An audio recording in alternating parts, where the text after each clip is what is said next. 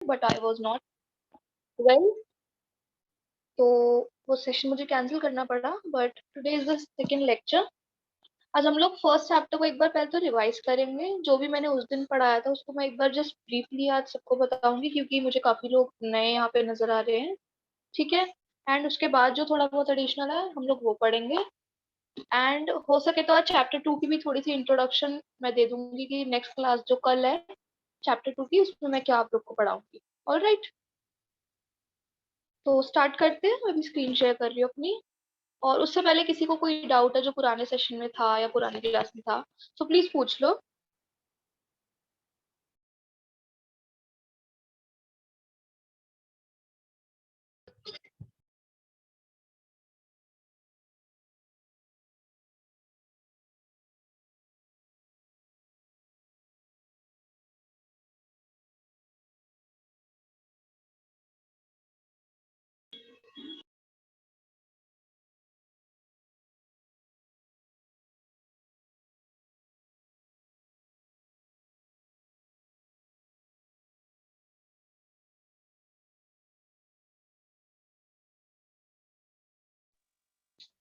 So last class में जो पढ़ाया था उसको मैं ब्रीफली एक बार दोबारा से एक्सप्लेन करना चालू करती हूँ। ठीक है।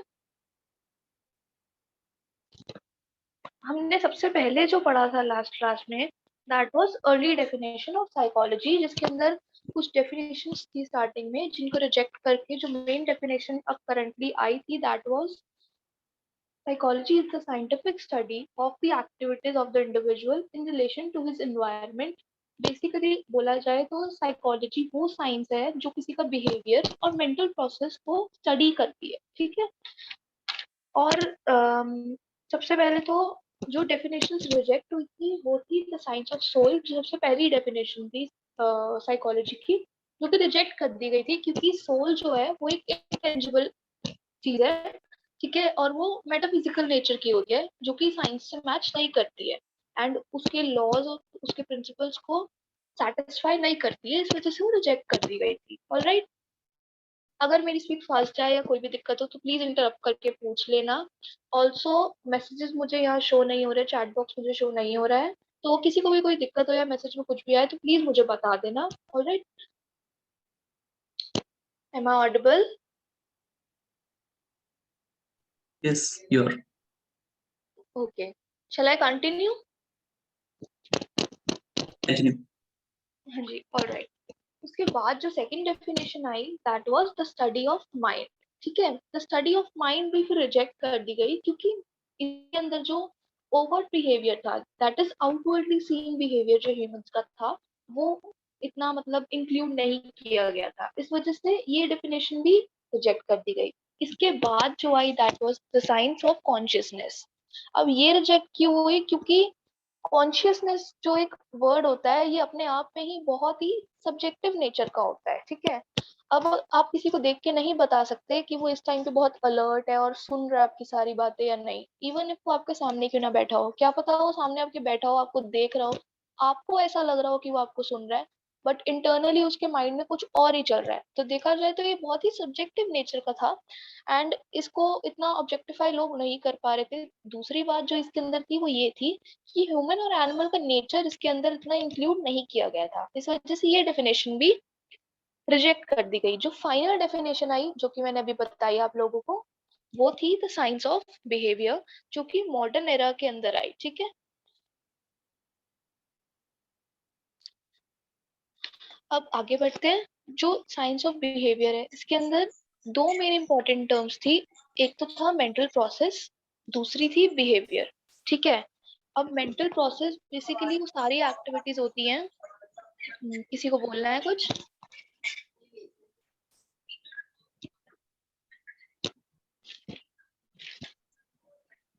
ऑलराइट।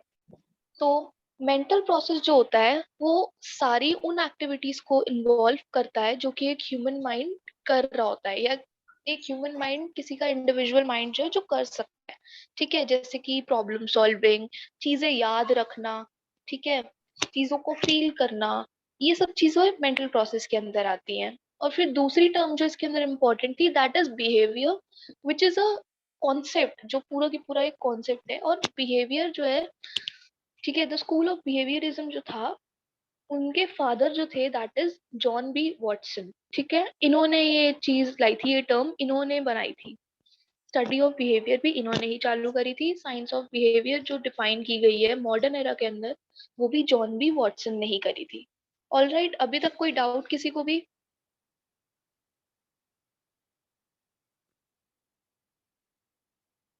ऑल राइट, तो आगे बढ़ते हैं। ठीक है, अब बिहेवियर क्या होता है? बिहेवियर बेसिकली हर वो चीज होती है जो कि डायरेक्टली और इनडायरेक्टली हम ऑब्जर्व कर सकते हैं किसी भी ह्यूमन एनिमल में। ठीक है, किसी भी लिविंग बीइंग में हम उस चीज को ऑब्जर्व कर सकते हैं, उस चीज को देख सकते हैं। ठीक है, वो होता है उस इंसान का बिहेवियर।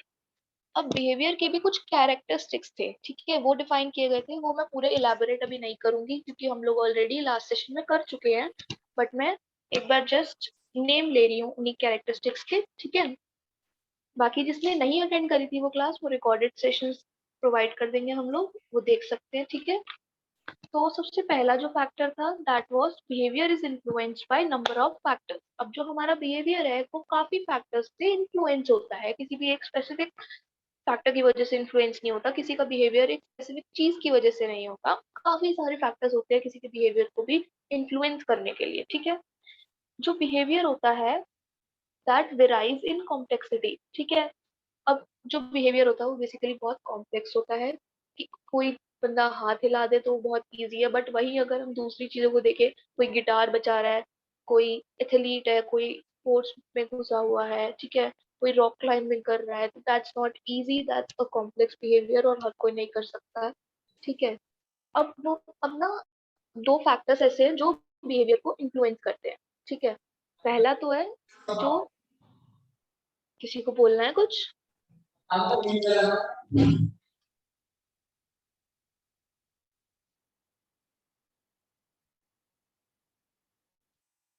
किसी को बोलना है कुछ?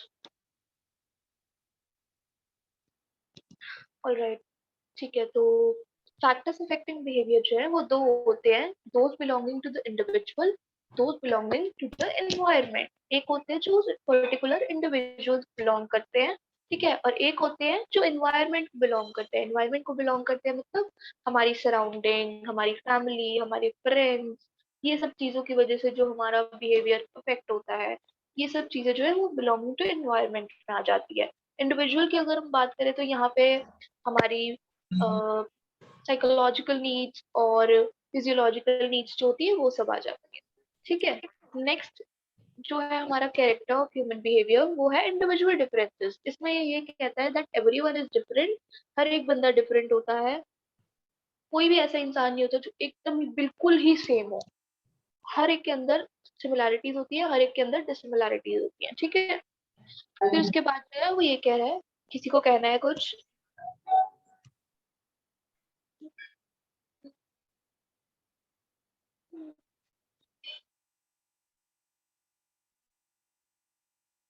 ऑलराइट, तो उसके बाद जो है वो है बिहेवियर ऑल्सो शोज सिमिलैरिटीज। अब कुछ चीजें होती है हर किसी इंसान के अंदर जो कि सिमिलर होती है, जैसे कि कोई छींक मारता है तो उसकी आंखें बंद हो जाती हैं। अब ये सिमिलर है, ठीक है, हर बंदे के अंदर होता है, ऐसा कोई इंसान नहीं है जो छींक मारते है आंखें खोल के छींक मारे।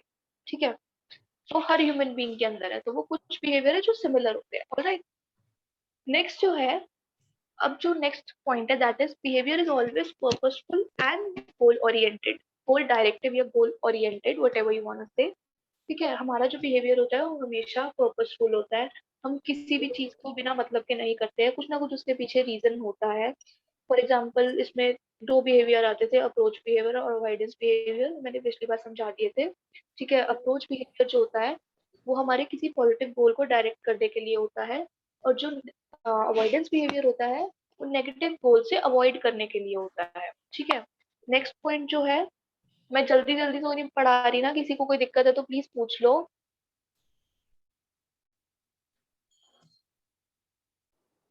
एक बार ये अप्रोच बिहेवियर थोड़ा एक्सप्लेन कर दोगे? हाँ जी जरूर। अप्रोच बिहेवियर जो होता है ना वो बेसिकली हमारे पॉजिटिव गोल्स को डायरेक्ट करने के लिए होता है। इसमें मैंने एक एग्जांपल दिया था जो कि बुक के अंदर भी था। वो ये था कि कोई बच्चा है, वो बैठ के पढ़ रहा है, ठीक है, अब वो उठा, उठ के उसने पानी पिया, तो वहां पे वो जब पढ़ाई कर रहा था वो उठ के पानी पीने गया क्योंकि वो बहुत थर्स्टी था। तो उसका जो पॉजिटिव गोल था यहाँ पे वो ये था कि अपनी प्यास बुझानी थी उसको, ताकि वो उसका माइंड जो है डाइवर्ट ना हो प्यास की वजह से। तो वो वहां पे पानी पीने गया, ये इसका पॉजिटिव गोल डायरेक्टेड था। समझ आया? हाँ, समझ आ गया। ओके, और किसी को कोई दिक्कत है इस चीज में, प्लीज पूछ लो।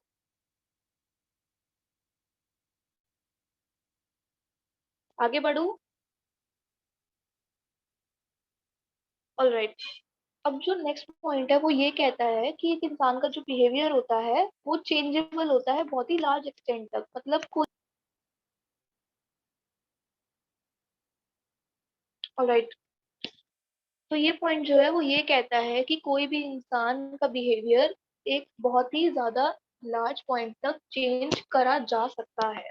अब कोई इंसान है, जैसे बच्चे हैं, बच्चों को बोलते हैं कि जब बच्चे बड़े हो रहे होते हैं तो उनकी कंपनी हमेशा अच्छी होनी चाहिए, क्योंकि जो एनवायरनमेंट है उनका, उनकी जो कंपनी है वो उनके बिहेवियर, उनकी पर्सनालिटी में बहुत फर्क लाती है।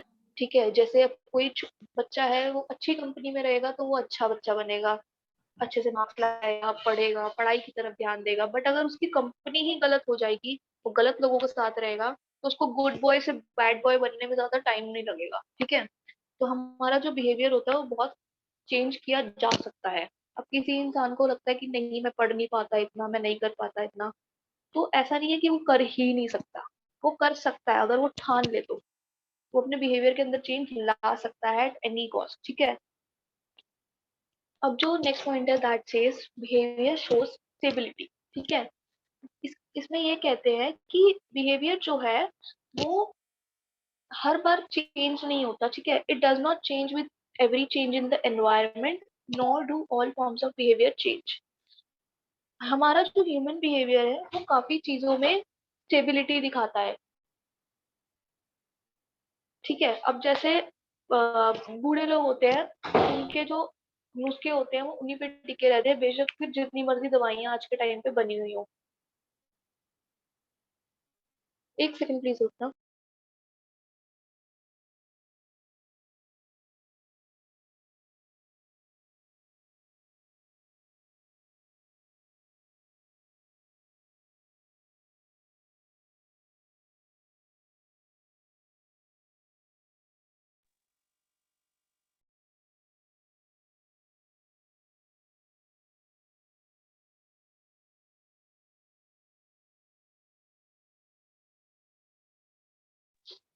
ऑलराइट, आगे बढ़ते हैं। I am sorry. हाँ, तो जो ये पॉइंट था कि बिहेवियर जो है वो स्टेबिलिटी शो करता है। अब हमारे जैसे एल्डर्स होते हैं, किसी को भी चोट लगती है तो वो हल्दी वाला दूध ले आते हैं, या जख्म पे हल्दी लगा लेते हैं, हल्दी, सरसों का तेल, ये सब चीजें लगाते हैं। तो कुछ चीजें ना ऐसी हमारे बिहेवियर के अंदर होती है जो कभी भी चेंज नहीं हो सकती। बेशक जितनी मर्जी मेडिसिन आ जाए, बीटाडीन आ जाए, कोई भी मेडिसिन आ जाए, बट वो लोग हमेशा अपने जो पुराने नुस्खे होते हैं, जो उनके माइंड में बैठे होते हैं, वो उसी चीज को ही देखते हैं। ठीक है, हाँ जी, किसी को बोलना है कुछ?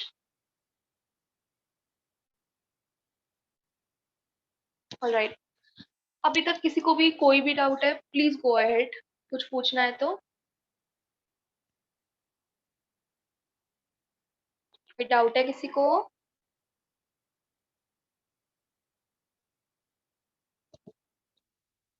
अभी तक जो भी पढ़ा है उसमें से मैं क्वेश्चन पूछ सकती हूँ आप लोग से?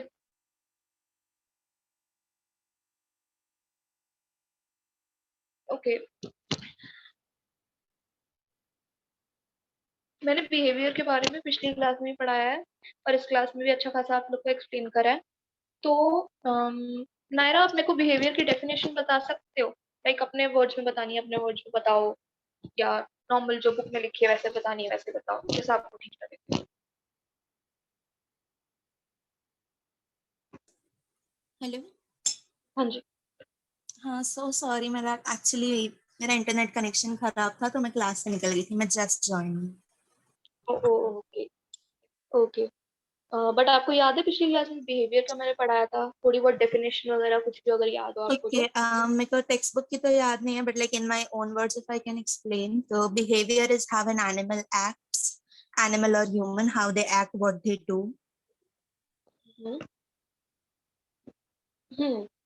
somehow it is that only, मतलब हर एक चीज जो एनिमल और एक ह्यूमन बीइंग करता है और जो ऑब्जर्व की जा सकती है, हर वो चीज बिहेवियर होती है उसका, ठीक है।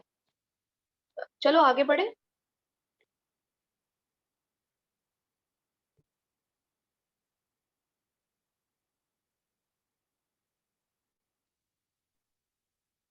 ऑलराइट, अब हिस्टोरिकल डेवलपमेंट ऑफ साइकोलॉजी की अगर बात करें तो साइकोलॉजी का जो वो है ओरिजिन, वो 1870s में हुआ है, ठीक है। और साइकोलॉजी जो है वो एक ग्रीक वर्ड से निकला है, that is psyche and logos. Psyche का मतलब होता है सोल या फिर ब्रेथ, और लोगोस का मतलब होता है नॉलेज या स्टडी, ठीक है।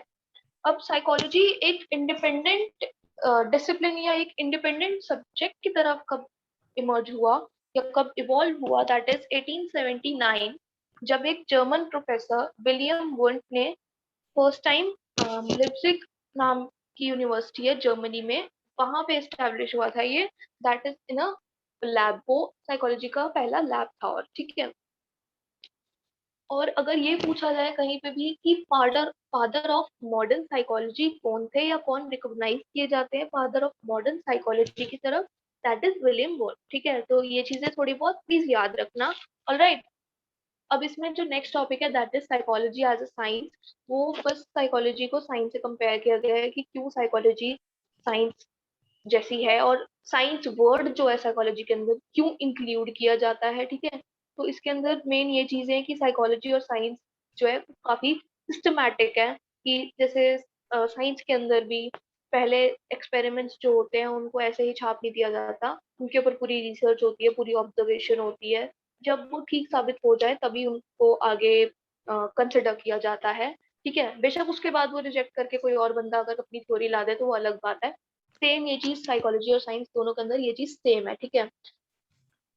कुछ सिस्टमैटिक अप्रोचेस होती हैं, ठीक है, ऑब्जर्वेशन होती हैं जो दोनों चीजों के अंदर की जाती हैं, ठीक है। अब अगर हम एडिशनल चीजों की बात करें तो उसमें जो चीज आती है वो भी मैं पढ़ाती हूँ, ठीक है। एक सेकंड रुको, पीडीएफ खोलना है मेरे को। किसी को तब तक कोई डाउट है तो प्लीज चैट बॉक्स में लिख दो, या अगर अनम्यूट करके बोलना है तो अनम्यूट करके बोल लो, कोई दिक्कत नहीं है। नेक्स्ट टॉपिक जो है उसको पढ़ाने के बाद फिर मैं क्वेश्चंस पूछूंगी आप लोग से। ऑलराइट,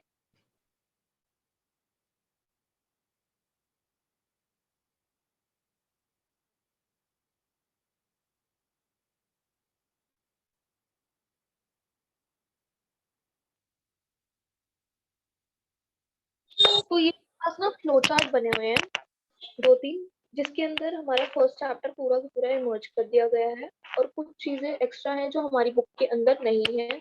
फॉर एग्जाम्पल, स्ट्रक्चरलिज्म के फाउंडर कौन थे। स्ट्रक्चरलिज्म जो है वो हमेशा विलियम वुंट से रिलेट किया जाता है, बट एक्चुअल में स्ट्रक्चरलिज्म के फाउंडर जो थे वो एडवर्ड टिचर थे, जो कि विलियम वुंट के ही स्टूडेंट थे, ठीक है। ये चीजें हमारी बुक के अंदर नहीं लिखी हुई हैं। ऑलराइट, तो अगर एक्स्ट्रा किसी को पढ़ना है तो वो मुझसे पर्सनली मैसेज करके पूछ सकता है बुक्स के बारे में, मेरे पास जो जो पढ़ी है मैं प्रोवाइड कर सकती हूँ आप लोगों को। ऑल्सो मेरी तरफ से जितनी एक्स्ट्रा चीजें मैं बता सकूंगी वो मैं बता दूंगी। कुछ चीजें हैं जो एनसीईआरटी 11th की बुक के अंदर है बट हमारी बुक के अंदर नहीं है, वो भी मैंने पिछली क्लास में बता दी थी। तो प्लीज रेगुलर क्लासेस लो, और नहीं ले पा रहे तो रिकॉर्डिंग्स देख लेना। ऑलराइट, तो अभी हम स्टार्ट करते हैं। जो एडिशनल चीजें थी उसके अंदर सबसे पहले जो फ्लो चार्ट में लिखा हुआ that is what is psychology. Psychology जो है वो एक साइंटिफिक स्टडी है बिहेवियर और मेंटल प्रोसेस की, जो कि मैं आप लोग को बता चुकी हूँ। फॉर्मली साइकोलॉजी जो थी वो एक न्यू साइंस थी, जो कि एक अलग डिसिप्लिन की तरह जो इवॉल्व हुई, तो वो हुई है 1879 में bye father of psychology that is William Wundt, ठीक है।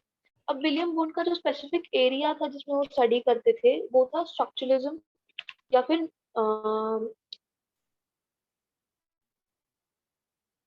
विलियम वुंट जो थे वो ऑब्जेक्टिव इंट्रोस्पेक्शन को स्टडी करते थे, दैट वाज हाँ, विलियम वुंट जो थे वो पहले इंसान थे, सॉरी, विलियम वुंट जो थे वो पहले इंसान थे जो ऑब्जेक्टिविटी और मेजरमेंट को साइकोलॉजी के अंदर लाए थे, जिसने इन सब चीजों को साइकोलॉजी के अंदर इंक्लूड किया था। साइकोलॉजी को एक अलग ही डिसिप्लिन बनाया था, क्योंकि साइकोलॉजी जो थी वो पहले फिलोसफी का पार्ट थी, तो नो दिस, ठीक है। अब इनके जो स्टूडेंट थे विलियम वुंट के, उन्होंने स्ट्रक्चरलिज्म का कॉन्सेप्ट था उसको एक्सपैंड किया। जो कॉन्सेप्ट पहले था वो लाए विलियम वुंट थे, इसी वजह से वो फादर जाने जाते हैं साइकोलॉजी के, क्योंकि वो पूरा एक डिसिप्लिन जो थे वो ये लाए हैं विलियम वुंट। बट जो स्ट्रक्चरलिज्म का कॉन्सेप्ट था, इसके आगे हमेशा हर जगह विलियम वुंट का नाम आता है, हमारी बुक में भी विलियम वुंट का नाम है, बट एक्चुअल में जो फाउंडर थे इस कॉन्सेप्ट के वो एडवर्ड थे। ठीक है, इन्होंने क्या किया था, इन्होंने ओरिजिनल आइडिया जो विलियम वुंट का था, इसी वजह से इनका नाम आता है विलियम वुंट का, क्योंकि ओरिजिनल आइडिया उनका था। इसी ओरिजिनल आइडिया को उन्होंने एक्सपैंड किया था और इन्होंने बिलीव किया था कि हर जो एक्सपीरियंस होता है उसको हम छोटे छोटे टुकड़ों में ब्रेक डाउन करके एक इंडिविजुअल के इमोशंस को जान सकते हैं। ठीक है,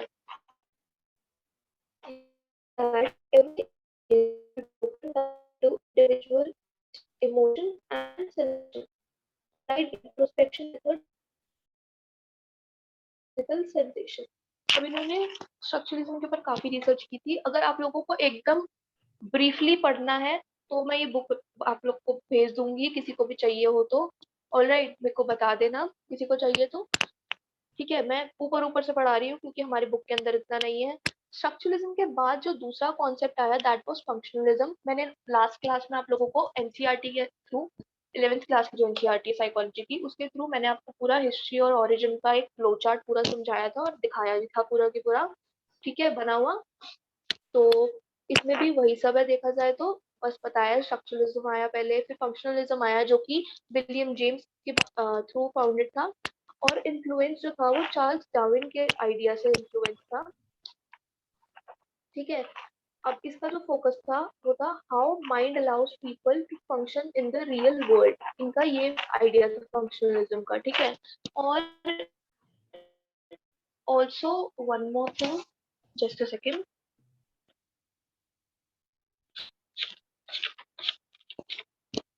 अगर हम बात करें कि स्ट्रक्चरलिस्ट कौन होते हैं, तो structuralist is a person who studies the structure of mind through introspection. ठीक है, और फंक्शनलिस्ट की बात करें तो फंक्शनलिस्ट वो पर्सन होता है who studies what mind does and how it process.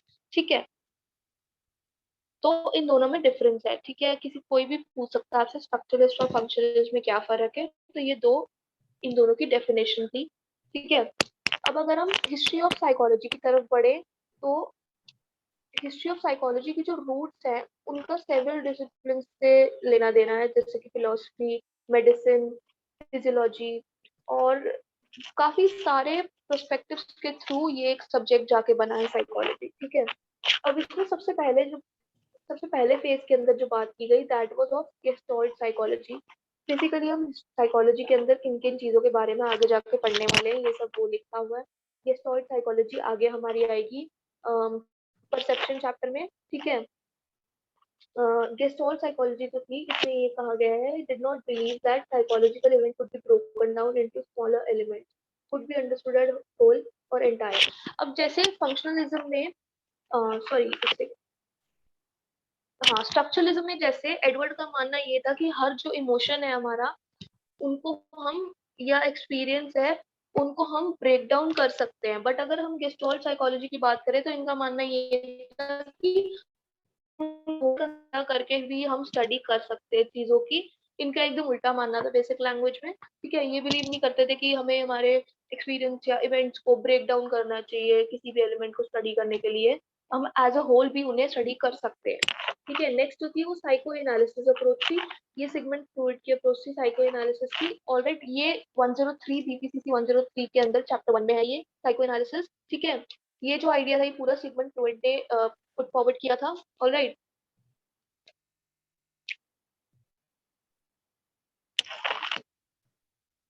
ये यहाँ पे लिखा है। ऑलराइट, जल्दी जल्दी तो नहीं पढ़ा रही मैं, किसी को दिक्कत हो रही है तो प्लीज बोल दो।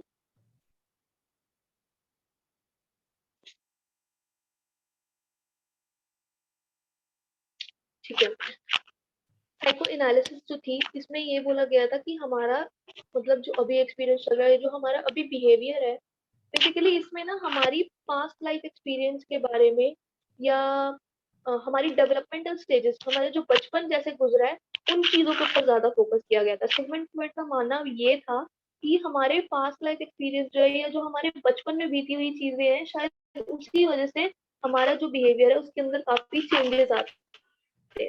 जैसे किसी बच्चे के साथ बचपन में शायद बुरा हुआ होगा, इस वजह से वो ऐसा है, ठीक है, तो ऐसा उनका मानना था। नेक्स्ट जो आया था वो बिहेवियरिज्म आया था। बिहेवियरिज्म जो है वो जॉन बी वॉटसन के वर्क के ऊपर एसोसिएटेड है, जैसे मैंने बताया father of behaviourism is John B Watson, ठीक है, जो कि इवान पैब्लो की कंडीशनिंग और लर्निंग की जो थ्योरीज थी उससे काफी इन्फ्लुएंस थे, ठीक है। ये जो लर्निंग की थ्योरीज है ऑपरेंट कंडीशनिंग एंड ऑल, ये बीपीसीसी 103 चैप्टर 1 में भी है, और राइट, और आगे चल के लर्निंग चैप्टर में भी आएगी ये, ठीक है। तो इसको काफी अच्छे से करना पड़ेगा, ये आगे चल के आगे के चैप्टर्स में आने वाली है।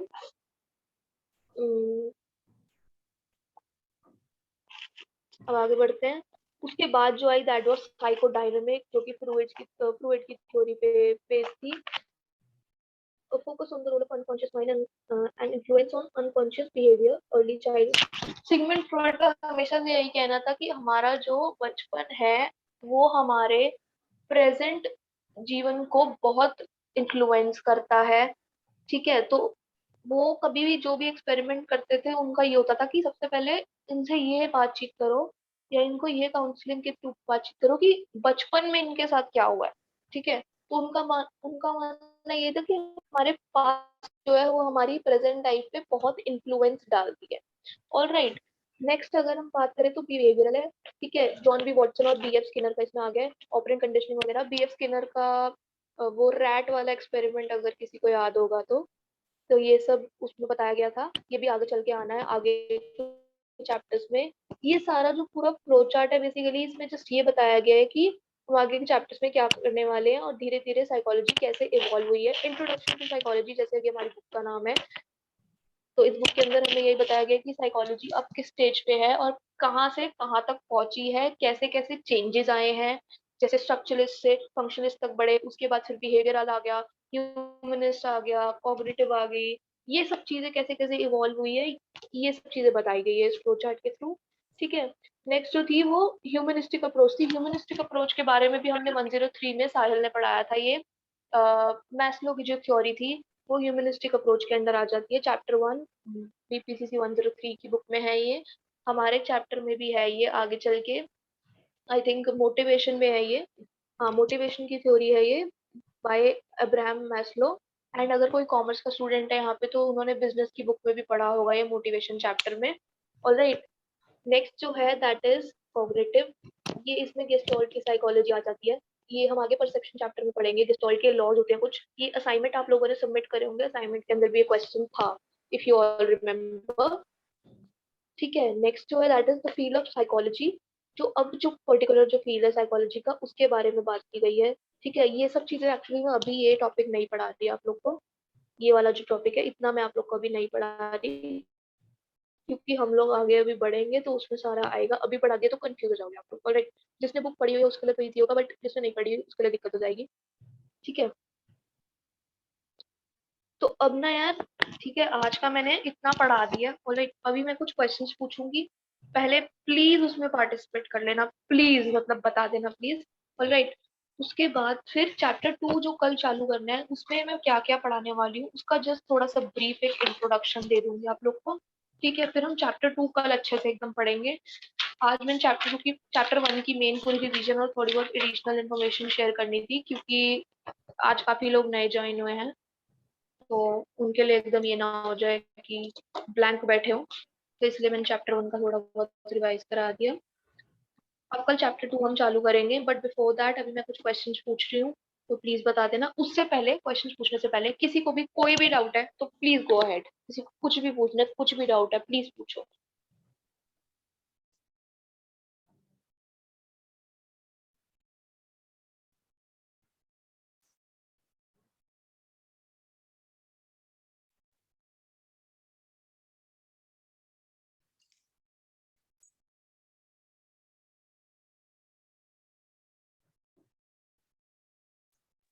किसी को कोई डाउट है?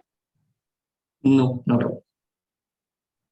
ऑलराइट, साहिल के अलावा सबको मतलब सब कुछ आता है, मतलब आई मीन साहिल को भी सब कुछ आता है, सबको पूछ लो मैं क्वेश्चंस।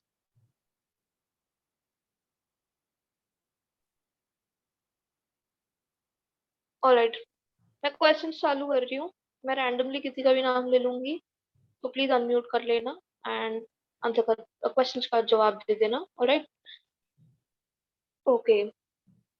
सो अच्छा, एक चीज और बतानी थी मेरे को। हम अगर ये वो यहाँ पे हमेशा से मतलब अभी तक जितनी भी बात की हम लोगों ने फर्स्ट चैप्टर में, तो इवोल्यूशन वगैरह में हमेशा एक मेल की ही बात की गई है। एंड अगर हम बात करें किसी वुमेन की साइकोलॉजी के अंदर, तो फर्स्ट वुमेन जो थी, जो कंप्लीट करे थी course work as a doctor at Harvard University, तो वो थी मैरी वेटसन सॉरी।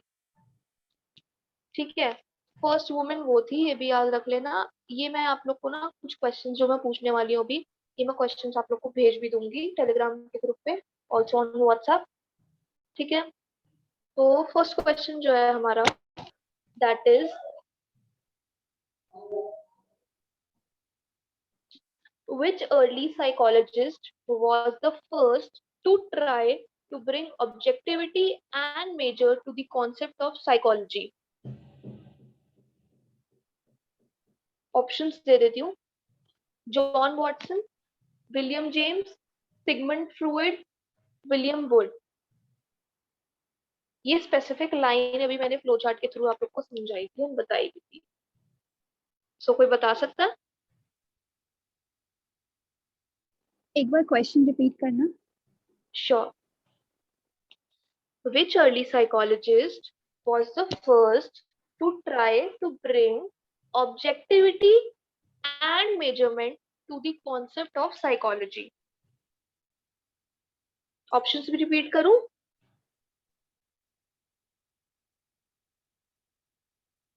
कर दो अपने एक बार। करूं repeat options? कर दो। Options थे John B Watson, William James, William Wundt, Sigmund फ्रूइड।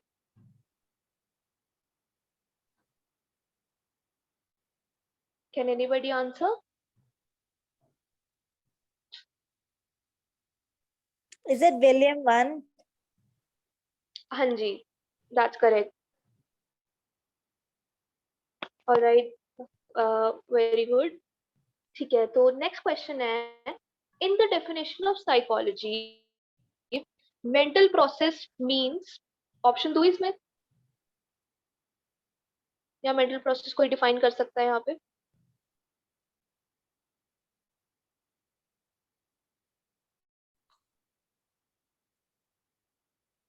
Am I audible? Yes, mental question समझ आ processes रहा है? are basically the physiology or process of brain processes जो behavior को affect करते हैं।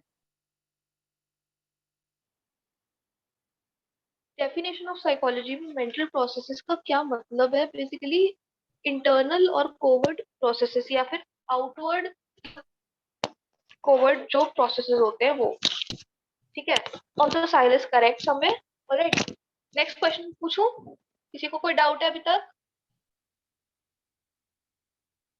बेसिकली जो रिस्पॉन्सेज होते हैं जो हम रिकॉर्ड कर सकते हैं, ऑब्जर्व कर सकते हैं। हाँ जी, हाँ जी, हाँ जी, हर वो चीज जो है मेंटल प्रोसेस के अंदर इंक्लूड की जाती है। ऑलराइट, नेक्स्ट क्वेश्चन एक इज, doubt था। हाँ जी, आपने बोला mental processes are internal as well as external, हाँ जी। तो मतलब इंटरनल भी होता है और एक्सटर्नल भी होता है। Could you like explain more? देखो, जो हमारे मेंटल प्रोसेस है वो इंटरनल एक्सटर्नल दोनों होते हैं। ठीक है, इंटरनल में जैसे आ गया किसी का कुछ फील करना, that is also mental processes. जो वो फील करता है वो उसके फेस पे कहीं ना कहीं शो हो जाता है। ठीक है, तो वो चीजें भी मेंटल प्रोसेस के अंदर आती है, क्योंकि कोई इंसान सैड है तो वो रोता है। ठीक है, हम जो रो रहा है हमारे सामने बैठ के, उसको हम देखते तो हम समझ जाते हैं कि हाँ वो बंदा सैड है, तो डायरेक्टली हम उसका बिहेवियर हम ऑब्जर्व कर पा रहे हैं ना। जबकि उसकी जो फीलिंग है वो तो इंटरनल है, अंदर से वो फील कर रहा है। उसके आंसू से थोड़ी ना हम ये बोलेंगे कि हाँ ये सैड है। समझ आ रहा है? Okay, तो mental processes are internal, but we can observe their like effects outwardly. Is that it? हाँ जी, हाँ जी, मेंटल प्रोसेस हर वो चीज इंक्लूड करती है जिसको हम डायरेक्टली या इनडायरेक्टली ऑब्जर्व कर सकते हैं, हम देख सकते हैं उन चीजों को। ठीक है। Okay, okay. अब कोई बंदा कोई चीज याद करके आया है तो वो उसके बिहेवियर में पता चल जाएगा ना, जब वो आंसर दे रहा होगा हमें पता होगा हाँ वो याद करके आया है। कोई चुप बैठा होगा हमें उसको देख के ही पता चलेगा इसको कुछ नहीं आता। जो एकदम ही ब्लैंक है जिसको लिटरली कुछ नहीं आता उसके मुंह पे ही पता चल जाएगा इसको कुछ नहीं आता। और टीचर को ये चीज सबसे जल्दी पता चलती है, वो इसलिए पूछती ही सवाल उस बंदे से जिसको कुछ नहीं आता। तो ये चीज ऑब्जर्व Okay. कर पा रहे हैं ना हम। हाँ, समझ गई. हाँ जी। नेक्स्ट क्वेश्चन पूछूं, किसी को कोई दिक्कत?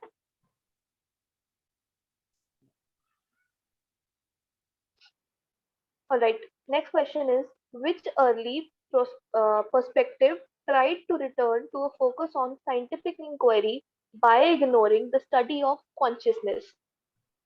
क्वेश्चन समझ आ गया?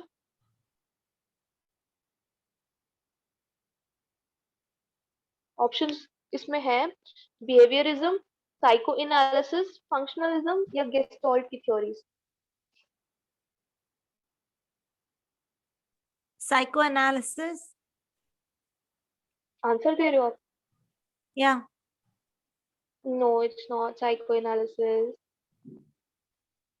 The question properly. हाँ जी। I didn't understand the question. Shall I repeat it? Yeah, please. Okay. Which early perspective tried to return to a focus on scientific inquiries by ignoring the structure of consciousness? Sorry, the study of consciousness.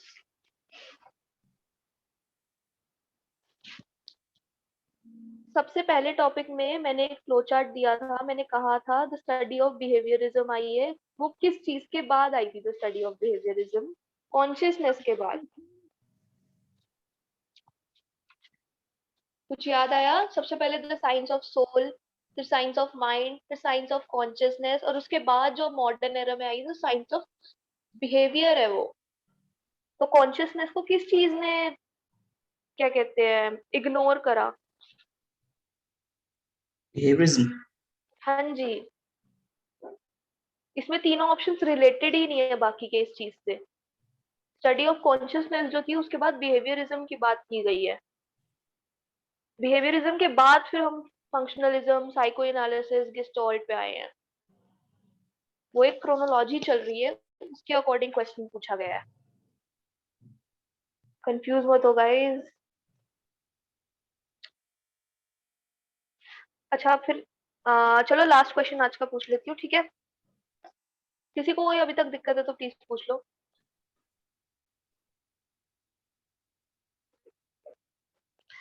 Alright, last question है which of the following early psychologists would have been the most likely to agree with the statement? अब मैं एक statement बोलूंगी, उसके आगे 4 लोगों का नाम लूंगी, आप लोगों को बताना है कि उनमें से कौन सा बंदा ऐसा है जो इस स्टेटमेंट से सबसे ज्यादा अग्री करेगा, ठीक है? तो स्टेटमेंट ये है, the study of mind should focus on how it functions in everyday life.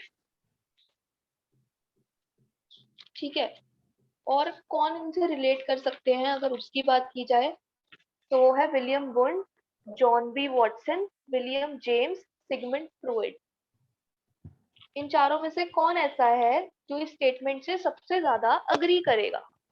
Sigmund Freud. I think John B. Watson. और कोई? Sigmund Freud.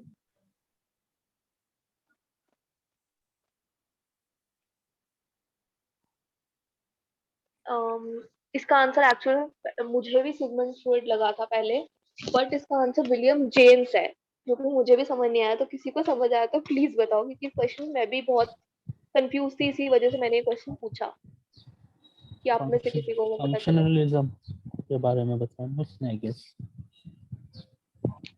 स्टेटमेंट दोबारा बोलूं?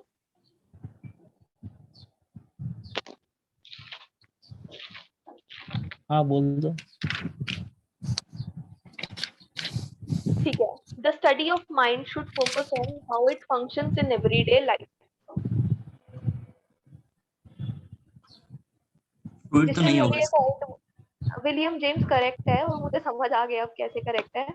अभी function. किसी ने हाँ फंक्शनलिज्म की बात की थी। अगर हम फंक्शनलिस्ट की डेफिनेशन की तरफ ध्यान दें, जो कि मैंने कुछ देर पहले बोली थी, मैंने बोला था फंक्शनलिस्ट वो पर्सन होता है who studies what mind does and how it process.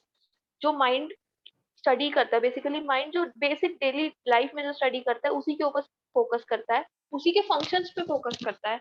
तो विलियम जेम्स ही वो इंसान है जो कि फंक्शनलिस्ट है इन चारों में से। ठीक है, अगर हम स्ट्रक्चरलिस्ट की बात करें तो वो विलियम वुंट है, तो वो यहाँ पे आता ही नहीं, क्योंकि स्ट्रक्चरलिस्ट वो बंदा होता है जो स्ट्रक्चर ऑफ माइंड को इंट्रोस्पेक्ट करता है। ठीक है, ना कि फंक्शंस एवरीडे लाइफ की जो माइंड करता है उन पे फोकस करता है। ठीक है, तो किसी को कोई डाउट है इस क्वेश्चन में?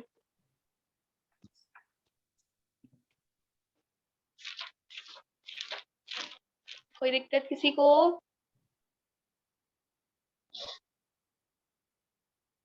नहीं। ऑलराइट, ठीक है, चलो आगे बढ़ते हैं। अब ना मैं बस सेकंड चैप्टर की इंट्रोडक्शन छोटी सी दे देती हूँ कि कल की क्लास में हम क्या करेंगे। ठीक है, उसके बाद आज की क्लास एंड करते हैं।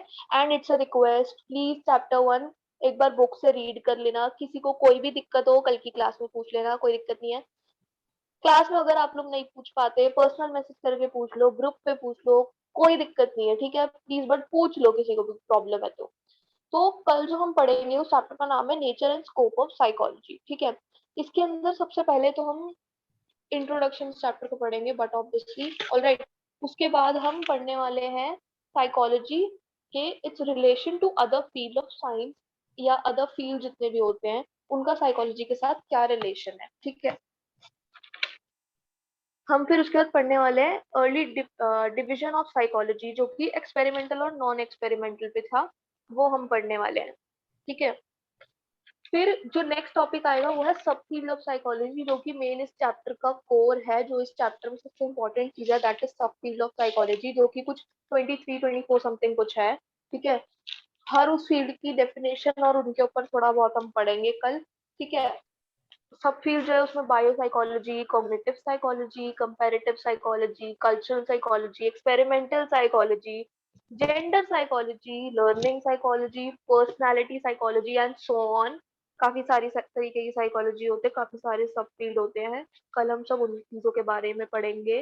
ठीक है, उसके बाद साइकोलॉजी जो इंडिया में है, ट्रेडिशनल और मॉडर्न, उनका हम थोड़ा सा पढ़ेंगे। ठीक है, तो हम बेसिकली कल यही सब पढ़ने वाले हैं। जो मेन है वो है subfields of psychology. Also, it's a request from my side कि कल के लिए प्लीज एक बार ना ये चैप्टर जस्ट रीड कर लेना थोड़ा, ताकि जब मैं पढ़ाऊँ तो आप लोग को समझ भी आए, इंटरेस्ट भी आए। किसी को कोई डाउट हो तो वो भी पूछ सके, क्योंकि आप लोग ब्लैंक बैठे होगे ऐसे और मैं पढ़ा रही होंगी, आप लोग को एक बारी को कुछ समझ नहीं आएगा। ठीक है, तो प्लीज एक बार रीड कर लेना। अभी किसी को कोई डाउट है, कोई सजेशन है कि मैं कुछ ठीक कर सकती हूँ पढ़ाने के तरीके में, या कोई भी दिक्कत है, कुछ भी परेशानी, तो प्लीज थोड़ा बहुत डिस्कस कर लो, मेरे को बता दो।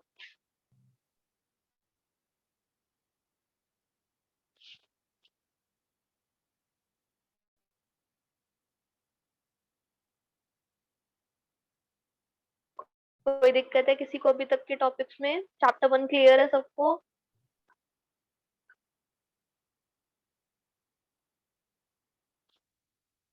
Am I audible? Yes. Yeah. किसी को कोई दिक्कत है या कुछ है तो प्लीज पूछ लो, नहीं है तो कोई सजेशंस वगैरह देनी है तो वो दे दो। और आज की क्लास कैसी लगी ये भी बता दो, बोरिंग तो नहीं थी ना? नहीं. साहिल आप रिकॉर्डिंग बंद कर दो, ओवर हो गई है बस क्लास।